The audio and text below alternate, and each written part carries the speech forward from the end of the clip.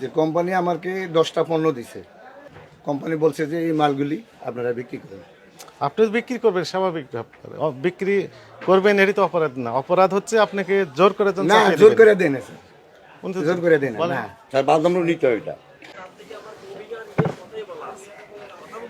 5 litre কয়টা নিয়েছেন 3 carton কি দেখি ক্যালকুলেটর দেন।